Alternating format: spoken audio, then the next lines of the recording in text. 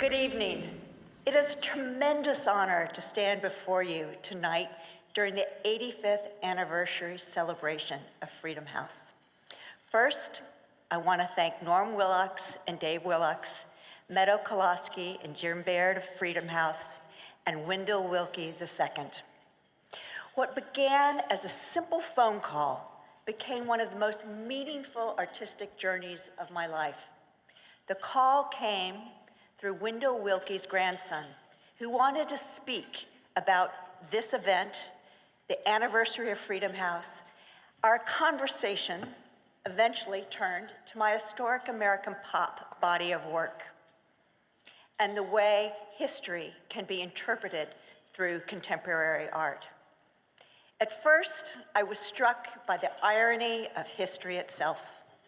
Franklin Roosevelt and Wendell Wilkie once stood on opposite sides of one of the most consequential presidential elections in American history. Yet, over time, history carried them somewhere larger. As I began researching, I became fascinated by how Eleanor and Wendell Wilkie ultimately shared a belief that freedom belonged to all people, not simply Americans, not simply political allies, but humanity itself. This realization became the foundation for my 5 paintings. Freedom House gave me an extraordinary gift. There were no restrictions, no prescribed direction. They trusted me to respond to the idea of freedom itself. The first painting emerged almost immediately. I found myself returning to Eleanor Roosevelt and her role in shaping the Universal Declaration of Human Rights.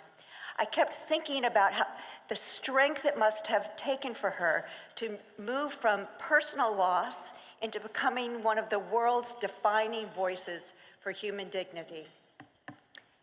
That painting I've titled The Declaration.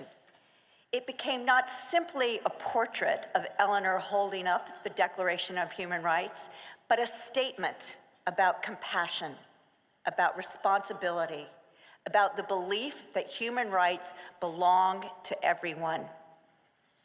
Then something unexpected happened. As I learned more about the Wilkie connection, I discovered the bust that inspired my painting, Equality of Man. This painting had been presented posthumously by the NAACP to Freedom House. At that moment, I realized these paintings could not stand silently on their own.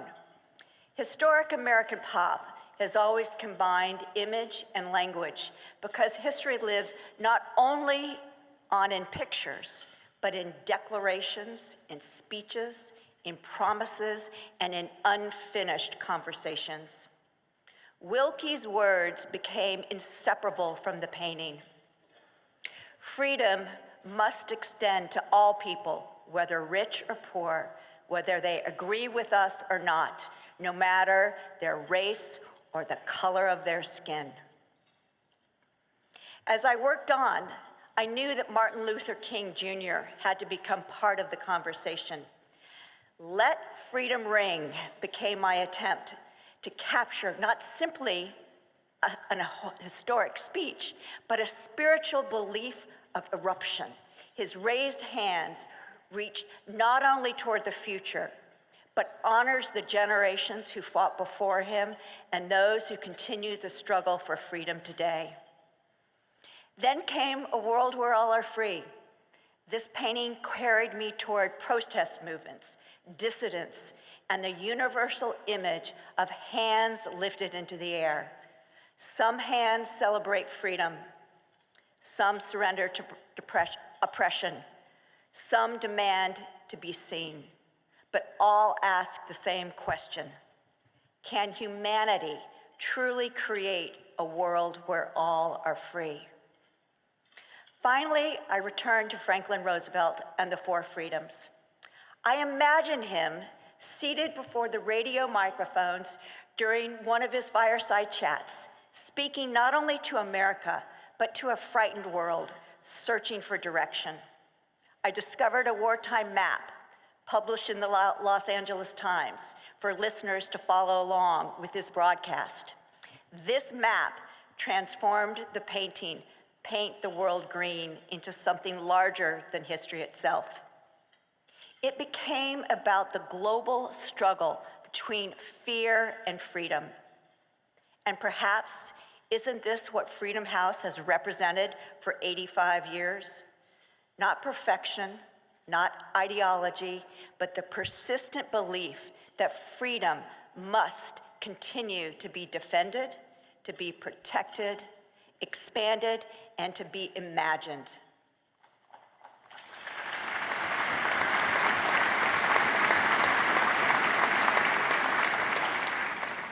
These paintings are not intended to preserve history quietly.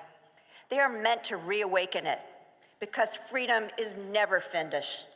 It is handed from one generation to the next to the next. And tonight, I am deeply honored that these pieces now become part of the continuing conversation Freedom House has carried into the world for 85 years. Thank you.